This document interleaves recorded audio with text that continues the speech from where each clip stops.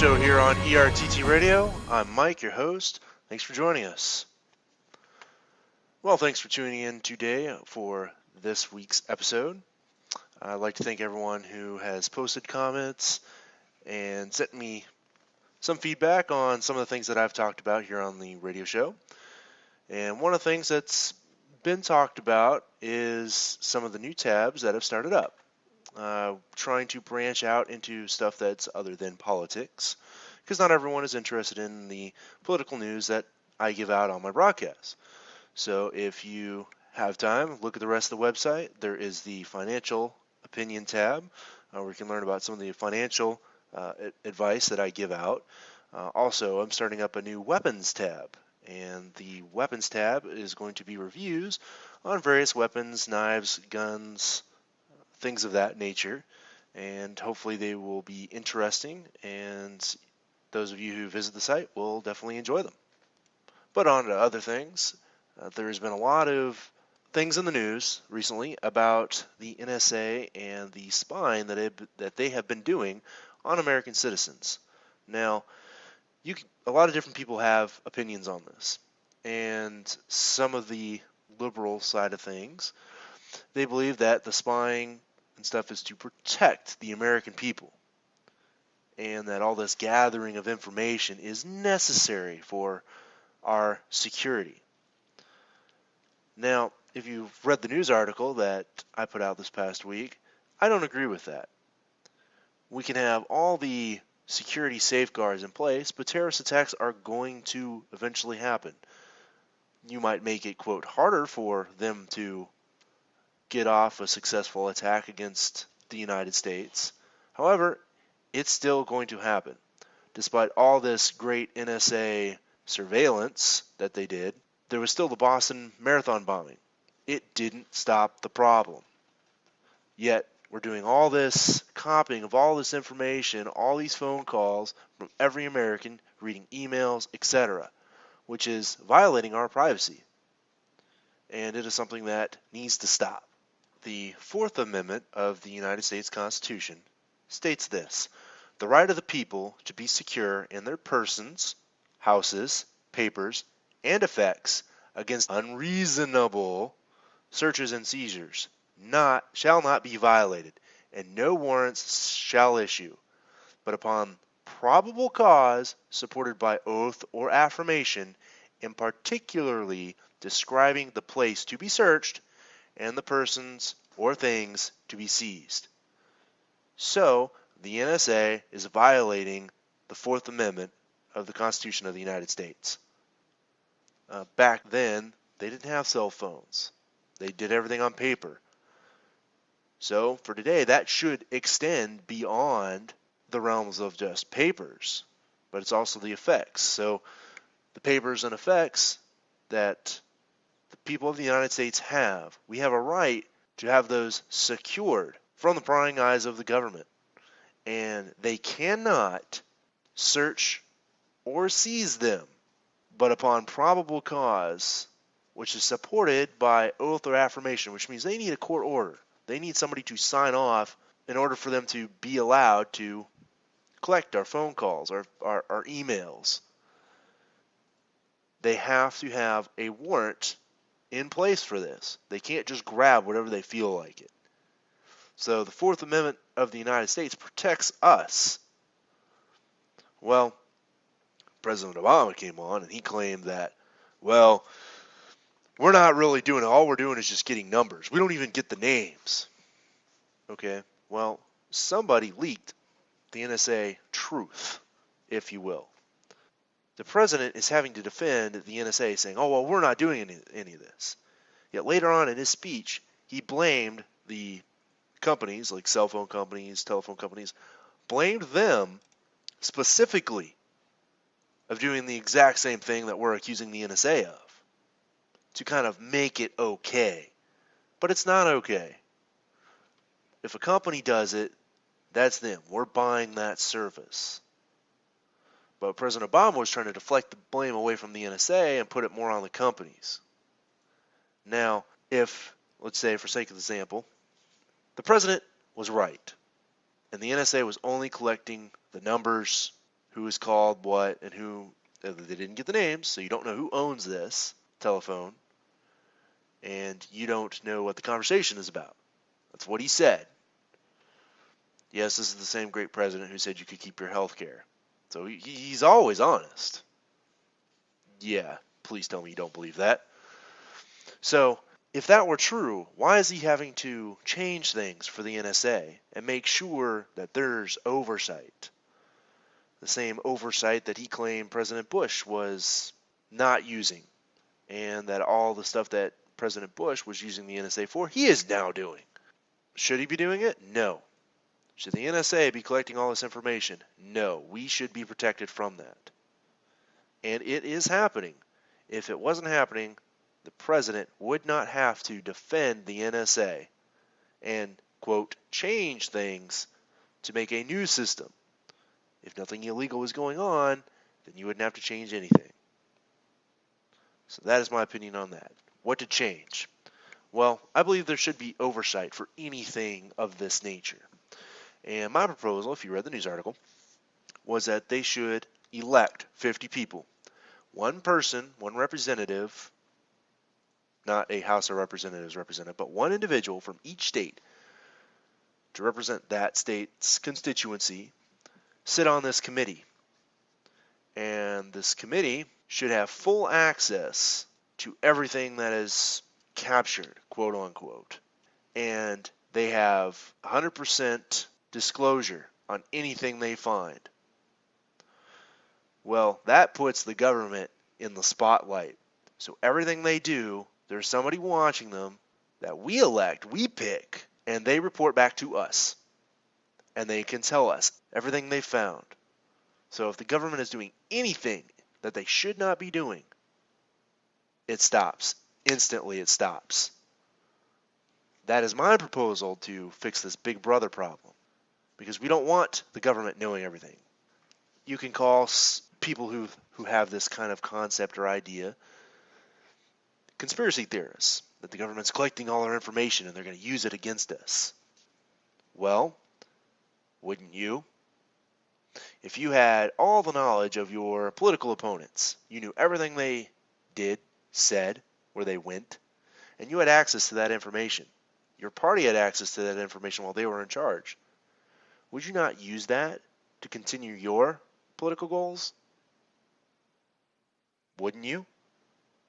It would be hard not to. I can say I would be tempted. Knowledge is power. If you find supposedly presidential candidate was sleeping around, well, your side goes up against him in the general election for president. That's the information you would leak to destroy that candidate. And it has happened. Might not necessarily be directly from the NSA, but those kind of tactics are used and have been used, even if they're not true. Those kind of despicable actions of many politicians are common practice. So, from my opinion, as far as the NSA thing goes, it does need to change. There needs to be full oversight and full disclosure. And the Big Brother problem would stop. Is this probably going to happen? I doubt it. Not under the current political regime that is running Washington. Even many of our allies have been upset at our spying on their elected officials. So this is something that needs to change. It needs to change immediately. As much as you might not like Mr. Snowden, he did actually help the American people out significantly. Yes, he signed papers and he broke his agreement. Now, I don't know if he swore an oath to defend the Constitution of the United States. Military members, I know, have to. The military has to give an oath to defend the Constitution of the United States against all enemies, foreign and domestic.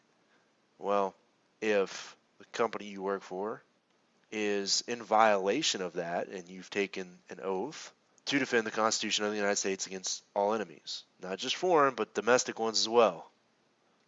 And domestic being such as the NSA. They are violating the Constitution by unreasonable searches and seizures of our information, our private information. Then it does need to come to light, especially if you've sworn to defend the Constitution. it's being violated, and that violation needs to be brought up. So, with that, we're going to talk about another bullying tactic that is being used, and that is to bring up the state of California. The state of California has been using its Justice Department to pretty much forcibly remove the Sturm Ruger Company. Now, as you've probably read or watched, I am a shareholder in Ruger, the Sturm Ruger Company. And so this actually affects me. But they're being pushed out of California legally through legal matters that they have to follow some pretty outrageous stamping laws and all this other shenanigans that the liberal legislators in California are pushing for. What they're doing is they're hurting the economy of California.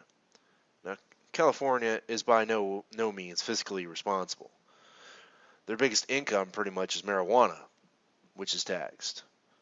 But if they push out a company, then they're hurting themselves. And it is going to come back to bite them eventually. Now, Ruger, from what they said, is that they're going to fight this as much as they can. So for you people who live in California, there is hope. The Sturm Ruger Company is fighting to stay in the state. But it could be up to you to call your representatives, your governor, make a lot of noise, tell them this is unacceptable and it needs to stop. Pushing out a company, any company, who is providing a product which is popular and there's nothing inherently dangerous about the product. Now, you could say, well, guns are dangerous. I guarantee you, if you buy a gun, just buy a gun. Stick it on your table. And just leave it there. I guarantee you that gun's going to do nothing. Nothing. Absolutely nothing. The gun's not going to get up, walk up, and shoot your neighbor. The gun isn't going to spontaneously go off. You didn't buy ammo. I didn't say put ammo in it. But the gun itself is not going to do anything dangerous. It's just going to sit there. It's not like going out and buying a poisonous snake and sticking that on the table. Well, that's going to slither off and go cause problems.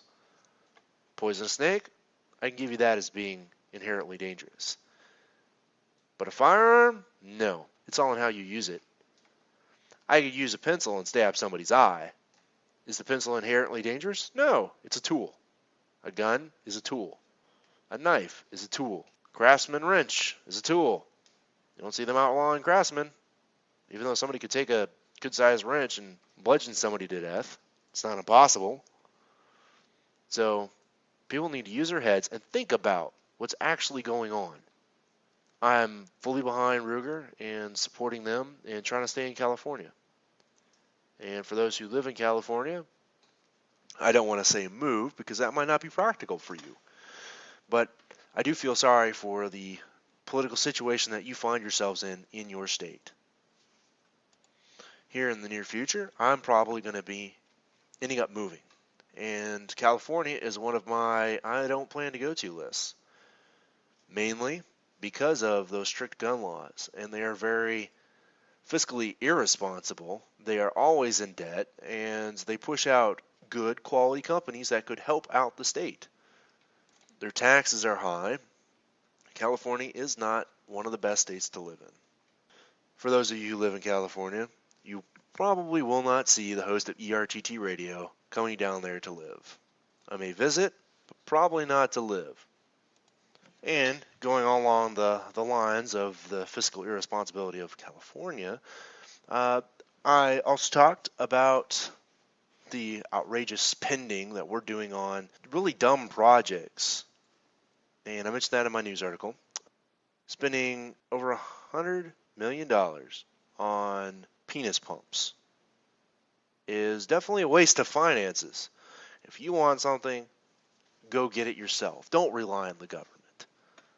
And all this came from Medicare. And that is one of the great expenditures that we really can't afford. We can't afford to be wasting our money like that. And tax season is upon us. I hope everyone's preparing to file. Hopefully you get some money back. If not, it could be a rough season for you. But you helped fund Medicare to provide penis pumps to elderly men. And that's kind of sad for two reasons. One, it shows that we are a sexual saturated society. And almost 90% of the stuff that ends up being promoted, everything is geared for some kind of sexual attraction. It's corrupting our society, plain and simple. And if you just look around, most stuff that's advertised into making you look good, making you look attractive, and everything is geared towards that type of selling. So that is one reason why it's kind of sad. The other reason is the fact that the government bought these things and significantly overpaid for what they bought. And the government continually does this. They paid twice as much of what those things should cost. So you could have bought a lot more with less money. So that adds to the ways that the government spends. And your taxes what you pay for your senior citizen neighbor to possibly get one of these devices. Okay, if he is in that desperate need to have one, he needs to go out and buy one. Or he needs to not worry about those types of relations. I know that's probably being a little crass and blunt, but this is how our government is spending our money. And we wonder why we're overspending by trillions every year. And our debt just keeps getting bigger. Nobody wants to balance. No one wants to cut out this pork that's in this gigantic budget that we claim to create. This money is still being wasted. Still being wasted. The Obamacare website, prime example. Hundreds of millions of dollars spent on a website. The website stank. It didn't do what it's supposed to. It didn't operate correctly. And it wasn't fully completed when it was put online. It's not like, oh, well, we'll add some stuff to it. No, it just flat out didn't work and it wasn't constructed correctly. Somebody needs to have some serious oversight with the budget. The Congress is going back and forth on the next expenditures of what they're planning on using, but there's really no oversight by the American people. We're not holding them accountable for the extreme waste. And why aren't we doing that? Because we can't even keep our own checkbooks in order. How many of us own a credit card? Most Americans own a credit card that are of legal age to own one, obviously. Most Americans own one. How many of you have balance on your credit card right now? Out of everyone that owns one, I would say probably a good half have some kind of balance on their card at this very moment. So we're spending money we don't have. The Congress is doing the exact same thing. They're spending money that they don't have to spend. But in this case, it's not theirs. They're not suffering for this. They're taking everybody down with their expenditures. What they do doesn't just affect them, it affects everybody. And it's really easy to spend somebody else's money. And they just throw it here, throw it there, pad their wallets more or less. They vote on raises for themselves. Yeah. How many jobs do we have to where we can vote for raises for ourselves? You go up to your boss, okay, yeah, we're going to raise. Yeah, let's all raise. Do you think a raise is good? Yeah, a raise is good. What about you, John? Is a raise good? Yeah, a raise is good. We all want raises. All right, well, let's pass the raise. So we all get raises. Now, if you know how the government works, the founders were very intelligent. They knew the Congress could vote themselves a raise. But they put in there that the raise doesn't go into effect till after their next term starts. So you vote for yourself a raise now, you come back for your election, well, your constituency says, no, you don't deserve that raise. We didn't support that. So no, we're not going to pick you for the next time. Someone else can get that raise. So it actually keeps them in check, or it's supposed to. Now, has that happened much? Not really. A lot of people don't even pay attention to what goes on in the political realm. That is something that needs to change also, but it's really hard to get people who don't care about politics to get them interested. Like this radio show. I have a lot of friends that won't bother. They don't want to listen. And you probably have friends who probably don't want to listen either. They don't care about politics. I dare say most of us have a friend who really doesn't care. But this is not something like Barbie where you don't care, it doesn't affect you. Or you don't care about a car company going out of business. It doesn't affect you. You don't buy their cars anyway. This, not caring, it affects you. The NSA spying. Well, it doesn't affect me. I don't really care about my privacy. I just do what I do. Well, you may think that now, but it's one step in the door, and then it's another step, and then it's another step, and they're completely in the house, and the door's closed behind them. The government, that is. Now, you need to care, because they're passing laws, they're taking your money and wasting it. How much did your gas cost when you filled up last? That is affected by what the government does. So it's now hurting your wallet. They raised the minimum wage. I gave a good synopsis of why raising the minimum wage is bad and how it hurts. The unemployment goes up, how it hurts what your money is actually worth.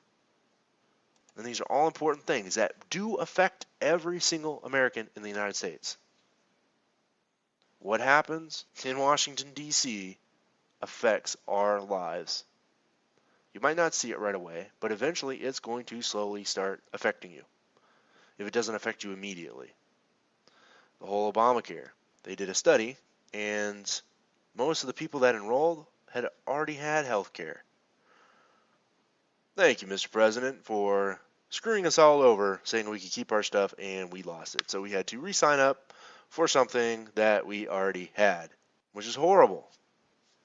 Why should me, being a male, sign up for health care, and part of the mandatory coverage is to provide birth control pills? We all pay for this. Do I need birth control pills as a male? No, I don't. Do women need these? No, they don't. They do not need birth control pills. And here's why I say that. Okay, this is part of the sex-saturated society that I mentioned earlier. They don't need them because if you don't do the deed, you don't make a baby. Me, as a male, I'm now paying for that coverage even though I'm never going to use it. So I am wasting my money. And all this came from the government-mandated health care and put it in there for all the women. Now, if a woman wants to use that, that is her business. That is her choice. And if she wants that as part of the coverage for her health plan, she can put that, or she should be able to put that on her health care plan, that those are covered. But why should I pay for something that I'm never going to use? And this is forced on me. If I don't take health care, I get fined. So I have to have health care or take the penalty for something that I'm never going to use. Does that seem right to anybody? Honestly, no, it doesn't. It is not right. And things like this need to be overhauled and completely gotten rid of.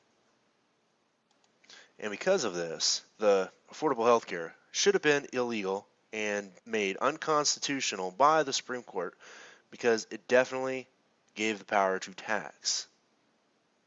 You're going to fine people and you're going to force them to pay for something whether they want it or not.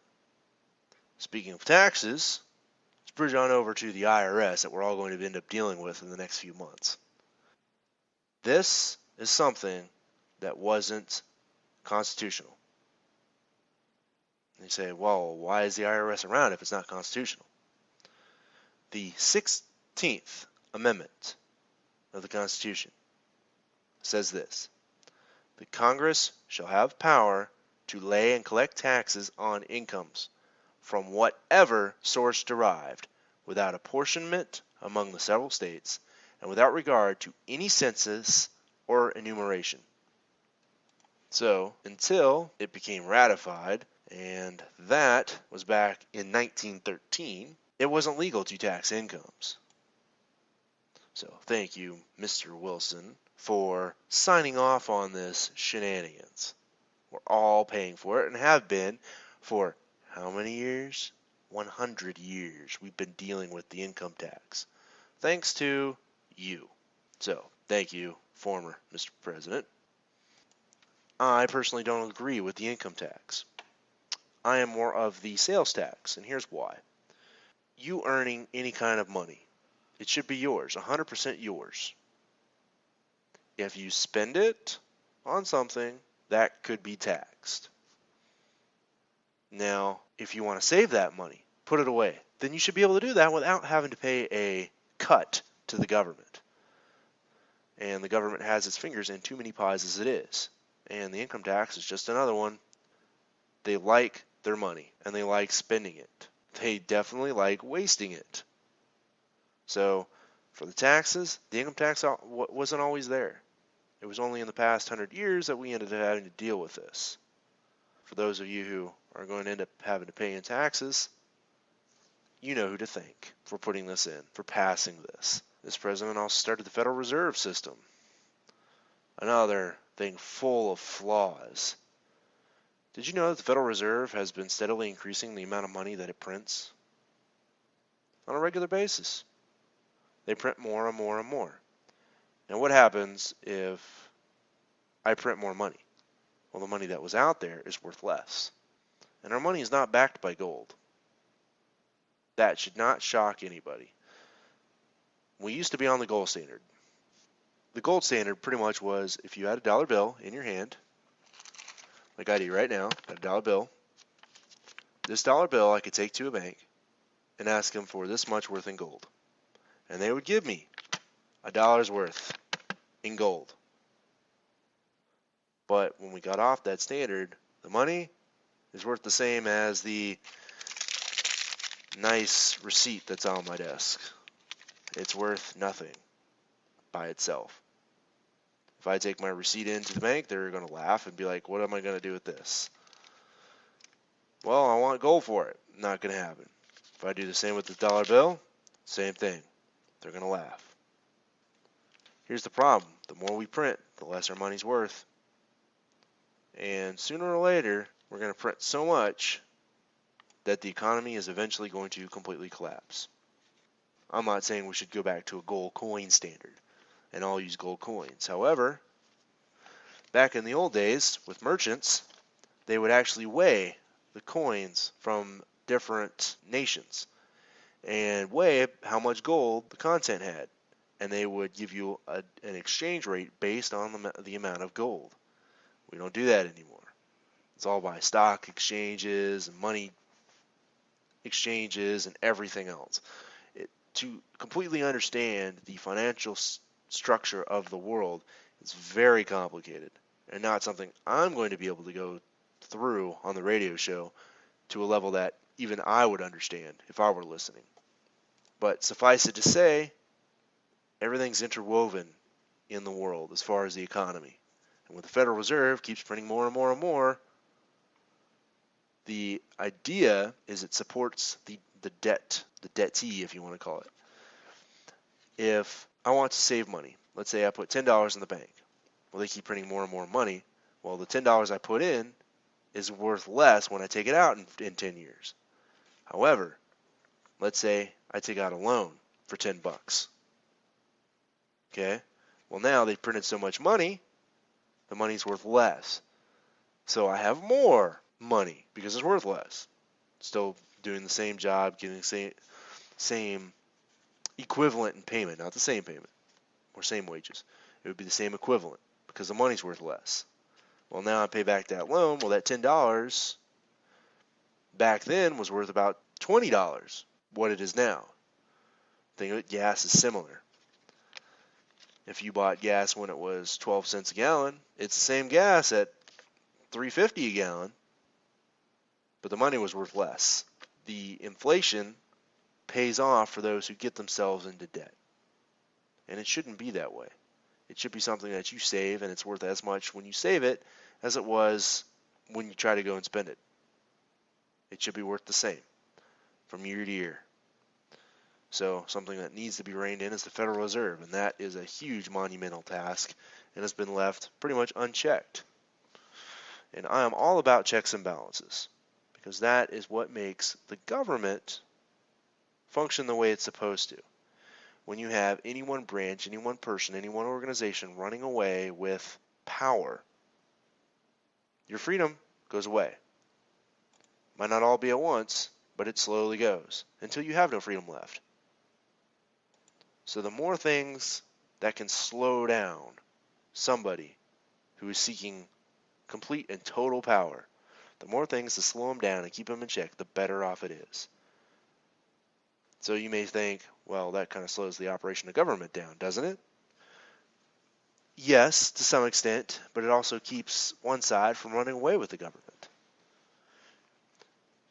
And yes, you can consider me a conservative. I'm more of a libertarian, but you can consider me a conservative in some of the things I believe. Would I think a conservative person be good for the country? Yes, I do. Do I think he should have absolute power in running the country? No, I do not. Even if he does everything that I agree with, to him, to have that much power is dangerous. It's dangerous for the freedoms that I seek for everyone. And you should seek for everyone. Absolute power is an absolute failure. And it's going to corrupt, and that absolute power can take the best of people and turn them bad. And this is pretty much something you need to remember. And that is, for power, no matter who wields it, it's eventually going to corrupt them. Which is why I like being towards the bottom. Because the power itself is very small. And I've seen people been given a little power to go through their heads.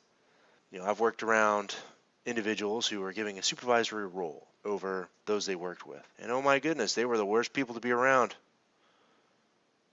Bossy, arrogant, as if they were, that much better than everyone else. Which, if you look around, look to Washington, a lot of them think that. That is what they believe, that they are better. Because they've got money, they've got power, so they're better than you are. They're not. They breathe the same air we do. Their heart beats just like yours and mine. They're not better. They never will be. You are actually a better person. It's like, how can you say that? You don't even know me. Well, I can say that because you don't have all the power they do. You're not screwing up everybody else's lives with the power that you have. So for you, you are a better person and you are in a better position. You can remove those people, and that's what we need to do. And I don't know about you, but for this coming up election, I am looking forward to removing certain individuals from their positions. Living in Alaska, I know there's certain people that are running that need to be removed completely. And I look forward to helping remove them in whatever state you're in. Let's say you're not even in the United States anymore. Or let's say you're from a different country. You have leaders. You need to pick the leaders that are going to do the best to keep you free. I know Egypt just had a big election and they voted to keep their constitution. That is good. And they need, just like any people, they need to maintain their freedom. And when anybody threatens that, you need to remove them. Now, that's all we have time for today, folks. I definitely appreciate you listening to the broadcast. And I am really excited about the other stuff that's coming up soon on the website, especially the weapons tab, something I'm a big fan of. So, keep an eye on that. And as you get chances, check back on the financial tab as well. See if there's any new developments coming up with that. And for those of you listening, if you have a weapon, knives, swords, bows, guns, and you want me to do a review on it, send me some pictures, some videos, maybe some description, and let me know, and I will put together a video and post it on the website. So now my listeners can get involved with the ERTT radio. If you have any other suggestions, comments, or complaints about the website or the program in general, you can send your emails to miked@erttradio.com. And, as always, live free and die free.